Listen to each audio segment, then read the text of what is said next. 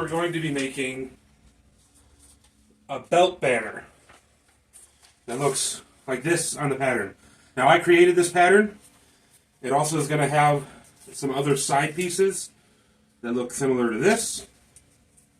And in the middle is going to be the emblem for the Wolves of Moria, which is that fighting group that I practice with. And this is their emblem. It might be a little hard to see, but that's what we're using. Now, I got my leather laid out, and I wanted to see the best place to get leather from. So I'm going to feel around, make sure there's not any weird anything. Creases, bug bites, branding.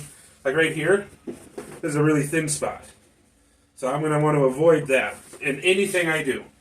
And I got some creases over here that I could probably use to blend in other places. But overall, I'm going to want to avoid anything. I want this to be as smooth and solid as possible. Now, I've already used this, clearly, so it would only make sense to just get my pieces right out of here. And I want to use as little waste as possible. So I'm going to get my lines as close to the edges as I can. And then I'm going to tape this bad boy down. Now, what you'll see later is how I get straight line patterns. And I don't need to see where my lines are. I just need them to stay in place. So I'm just going to use some painter's tape slash whatever type of tape this is. They used to have it in school all the time. And I'm just going to get my edges down. And now I don't have an edge over here, so obviously I can't tack that down. But I can tack these down.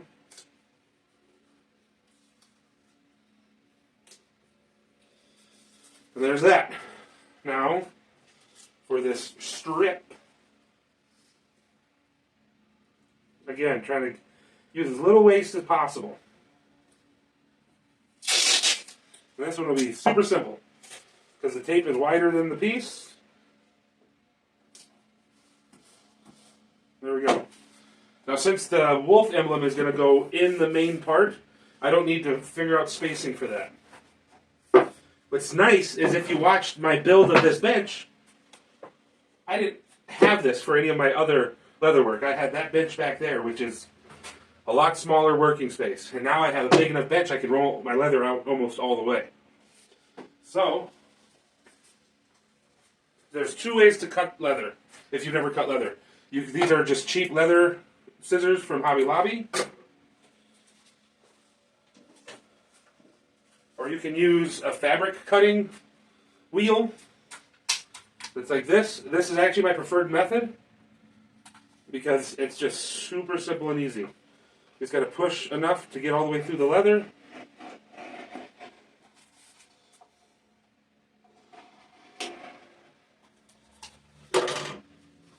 And voila! Now, I'm actually going to make a few of these. And I need two of these on each side.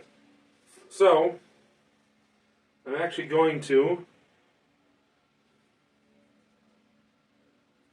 cut another strip out.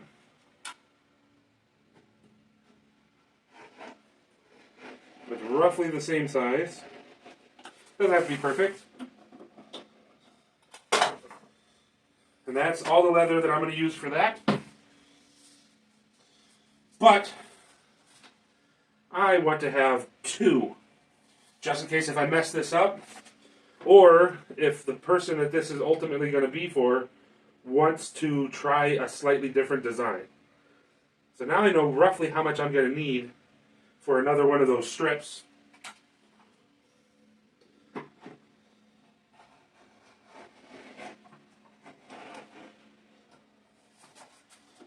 Now I just got to cut across.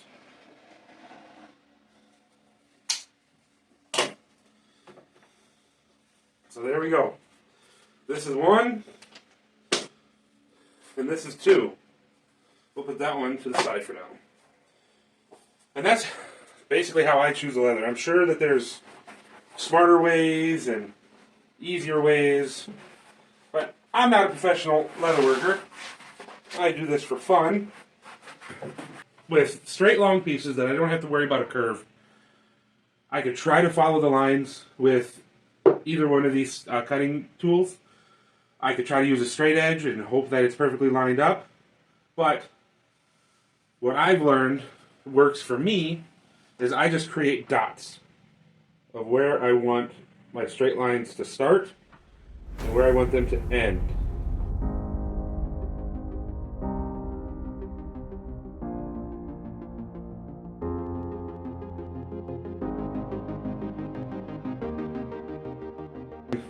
Even though I'm not cutting this section out, I am going to be cutting a beveling line for the inside.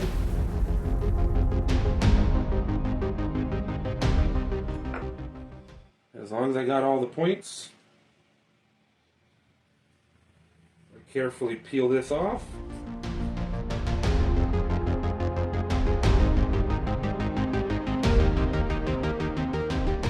Now we get to cutting. My favorite thing to use is the biggest straight ruler I can find.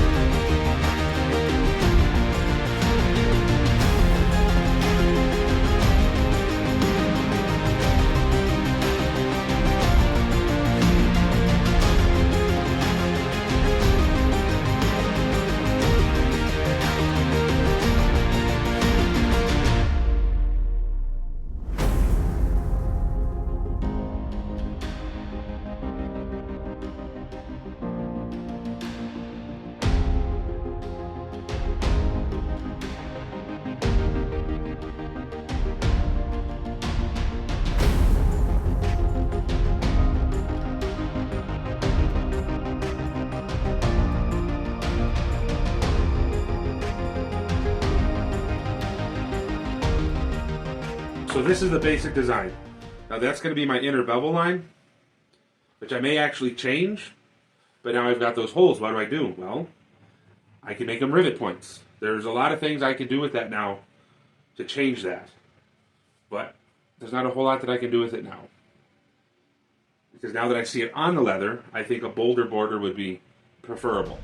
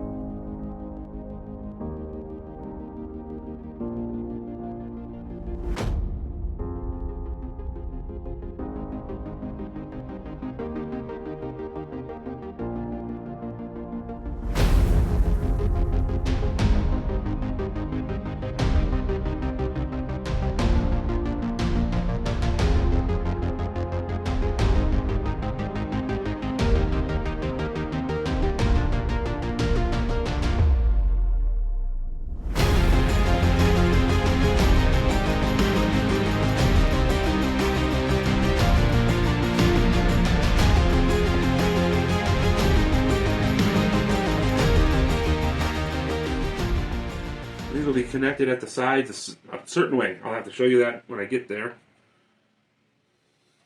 And they're going to overhang like this.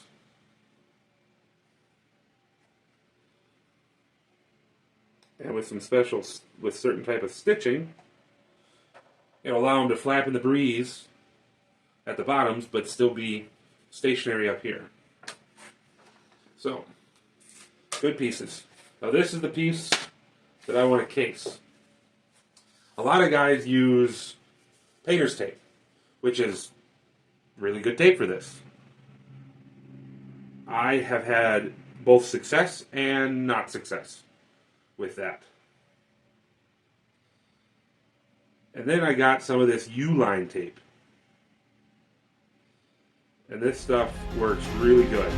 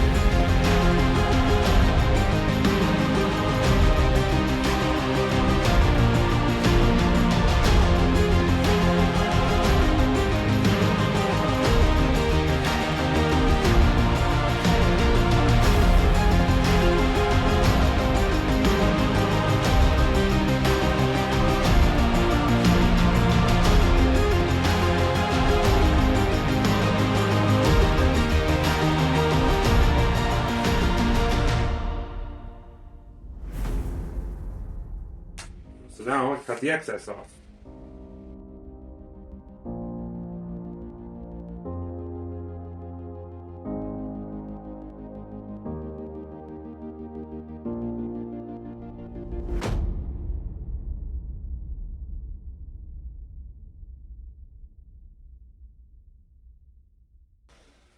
Now the traditional way that you case leather is that you would literally put this underwater until the bubbles stop rising, and then you let it dry for 24 hours.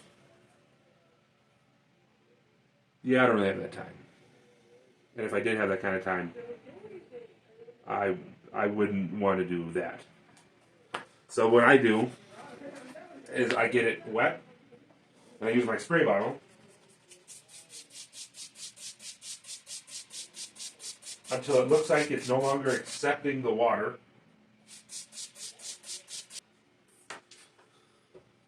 There we go. It's starting to soak in less and less.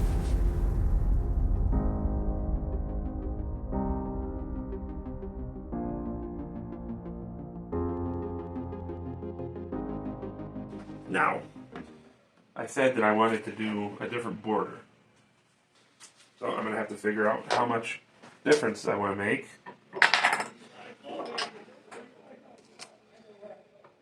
And do it by hand. Because this is 1/8 of an inch. I think I would prefer 1/4 of an inch.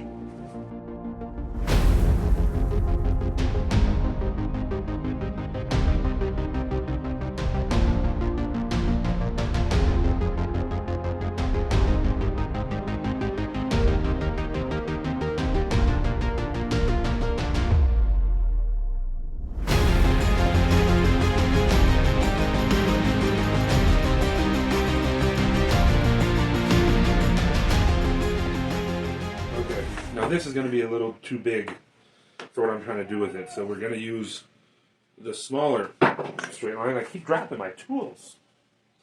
Now this is like a sculpting tool used on leather. I just want to use it to create a line.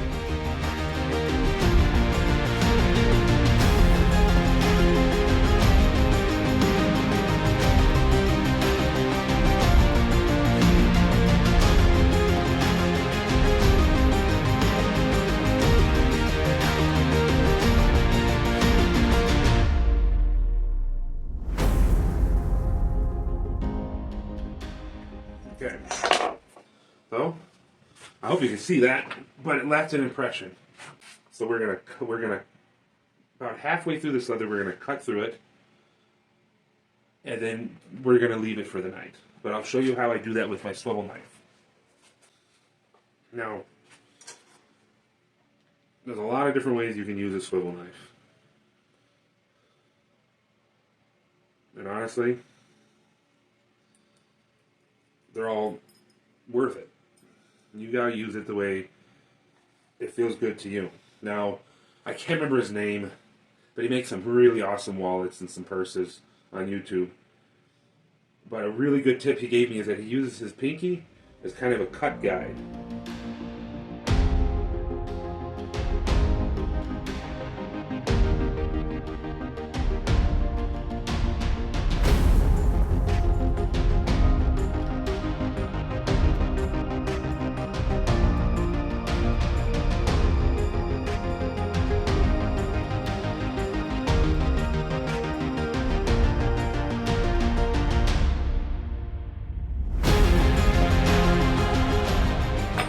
Go.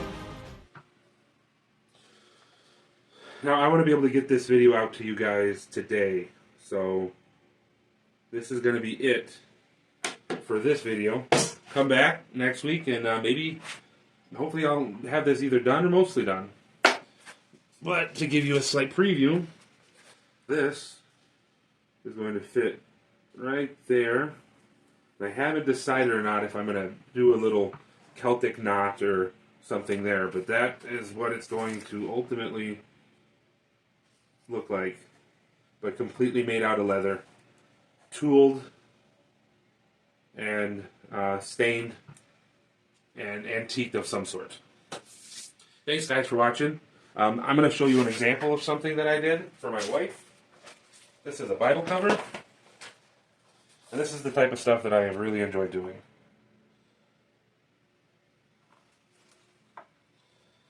This was a lot of fun to make, a lot of fun to tool and dye, and I really enjoyed putting this together for her. But that's the stuff that I make. Take care, guys.